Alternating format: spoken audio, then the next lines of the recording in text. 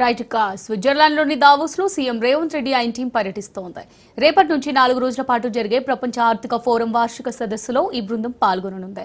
ప్రపంచవ్యాప్తంగా ఉన్న కంపెనీలు ఈ సదస్సుకు హాజరు కానున్నాయి. ఈ నేపథ్యంలో ఆ వేదికపై తెలంగాణలో కంపెనీల ఏర్పాటుకు ఉన్న అనుకూలతలను వివరించి హైదరాబాద్ను ప్రపంచ స్థాయి పెట్టుబడుల గమ్యస్థానంగా పరిచయం చేయనున్నారు.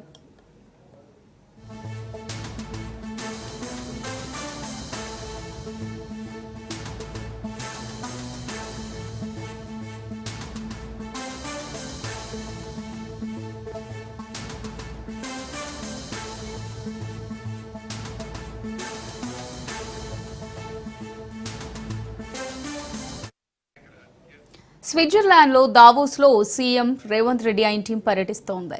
రేపటి నుంచి 4 రోజుల పాటు జరిగే ప్రపంచ ఆర్థిక ఫోరం వార్షిక సదస్సులో బృందం పాల్గొననుంది. ప్రపంచవ్యాప్తంగా ఉన్న కంపెనీలు ఈ సదస్సుకు హాజరు కానున్నాయి. ఈ నేపథ్యంలో ఆ వేదికపై తెలంగాణలో కంపెనీల ఏర్పాటుకు ఉన్న అనుకూలతలను వివరించి హైదరాబాద్ను ప్రపంచ స్థాయి పెట్టుబడుల గమ్యస్థానంగా పరిచయం చేయనున్నారు.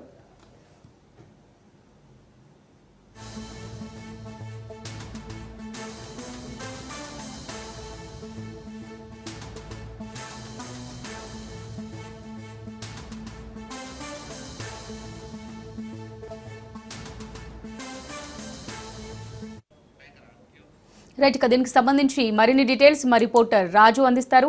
రాజు, మరి స్విట్జర్లాండ్లోని దావోస్లో సీఎం రేవంత్ రెడ్డి ఆయన టీం పర్యటిస్తున్నట్టుగా తెలుస్తుంది. రేపటి నుంచి 4 రోజుల పాటు ప్రపంచ ఆర్థిక ఫోరం వార్షిక సదస్సు ఈ బృందం పాల్గొనున్నట్టుగా తెలుస్తుంది. దీనికి సంబంధించి డీటెయిల్స్ ఏంటి? పర్యటనకు సీఎం రేవంత్ రెడ్డి బృందం బయలుదేరి వెళ్లడం జరిగింది. రేపటి నుంచి ఈ రోజు నుంచి ప్రారంభమైన దావోస్ ఏదైతే వరల్డ్ ఎకనామిక్ ఫోరం వార్షిక సదస్సు ఉందో సో దానిలో రేపటి నుంచి సీఎం రేవంత్ రెడ్డి బృందం పాల్గొనబోతా ఉన్నారు. ముఖ్యంగా పెట్టుబడుల గమ్యస్థానంగా తెలంగాణను ప్రపంచానికి పరిచయం చేసేందుకు దావోస్ పర్యటన రాష్ట్ర ప్రభుత్వం అత్యంత ప్రతిష్టాత్మకంగా తీసుకుంది. గత ఏడాది ఏదైతే రేవంత్ రెడ్డి సీఎం గా ప్రమాణ స్వీకారం చేసిన తర్వాత మొదటిసారి దావోస్ పర్యటనకు వెళ్లడం జరిగింది.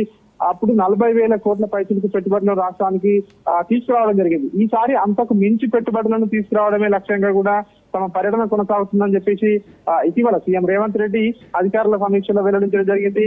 ప్రభుత్వం అనుసరిస్తున్నటువంటి విధానాలు, రాష్ట్రంలో చేపడుతున్న వివిధ అభివృద్ధి ప్రాజెక్టులతో అంతర్జాతీయంగా పలు దిగ్గజ కంపెనీలు రాష్ట్రంలో పెట్టుబడులు పెట్టేందుకు ఆసక్తిగా ఉన్నాయని చెప్పేసి ప్రభుత్వం అయితే భావిస్తోంది. ఇప్పటికే గ్లోబల్ కేపబిలిటీ సెంటర్లకు హైదరాబాద్ లో ఇప్పటికే అడ్డాగా మారింది అని చెప్పి ప్రభుత్వం చెప్తా ఉంది. ఐటీ, ఏఐ, ఫార్మా తయారీ రంగాలకు ప్రభుత్వం అందిస్తున్నటువంటి ఏదైతే సబ్సిడీస్ ఉన్నాయో ఈ ప్రోత్సాహకాలన్నీ కూడా ఇటీవల ప్రభుత్వం ప్రకటించిన ఇంధన ఉత్పత్తి విధానం clean and green energy policy ఏదైతే ఉందో దీని ద్వారా ప్రముఖ కంపెనీలు హైదరాబాద్ కి రావడానికి ఇంట్రెస్ట్ గా ఉన్నాయని చెప్పి ప్రభుత్వం అయితే భావిస్తా ఉంది. ముఖ్యంగా దావోస్ పర్యటనతో పాటు ఇప్పటికే అంటే ఈ అమెరికా అదేవిధంగా దక్షిణ కొరియా పర్యటనలతో రాష్ట్రానికి భారీగా పెట్టుబడులు వచ్చాయని చెప్పి ప్రభుత్వ వర్గాలు అయితే భావిస్తా ఉన్నాయి.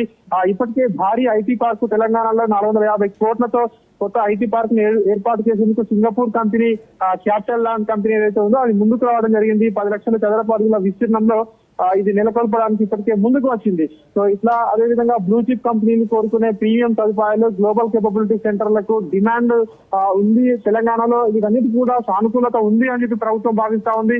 వీటన్నిటిని కూడా అంటే ఇతర దేశాల్లో ఉన్నటువంటి పెట్టుబడిదారులు, ముఖ్యంగా ఎవరైతే ప్రవాస భారతీయులు ఉంటారో వారు కూడా అదేవిధంగా ఇతర దిగ్గజ కంపెనీలు కూడా తెలంగాణలో ముఖ్యంగా హైదరాబాద్ లో పెట్టుబడులు పెట్టేందుకు అన్ని అవకాశాలు ప్రభుత్వం కల్పిస్తుంది అని చెప్పేసి కూడా రేవంత్ రెడ్డి సారథ్యంలోని బృందం అక్కడ మరోసారి ప్రచారం చేయబోతా ఉంది. హైదరాబాద్ అన్ని రంగాల్లో సుస్థిరంగా వృద్ధి సాధిస్తుందని చెప్పి కూడా ఇప్పటికే ప్రభుత్వం అయితే చెప్తా ఉంది.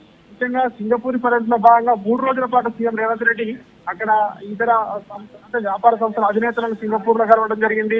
ఇతర ప్రముఖులతో ముఖాముఖి సంభాషణలు చేయడం జరిగింది. ముఖ్యంగా సింగపూర్ లో ఆశాజనకంగా ప్రభుత్వం యొక్క పర్యటన కొనసాగిందని చెప్పి ప్రభుత్వం భావిస్తుంది. ఈ నేపథ్యంలోనే దావోస్ లో కూడా గత సంవత్సరం కంటే 40,000 కోట్ల కంటే కూడా ఈసారి అంతకు పైచిలకు పెట్టుబడులు రాష్ట్రానికి తీసుకువస్తామని చెప్పి ప్రభుత్వం అయితే ఒక ధీమా అయితే వ్యక్తం చేస్తున్న పరిస్థితి మనకు కనిపిస్తా ఉంది. Amulya, right, thanks for the updates Raju.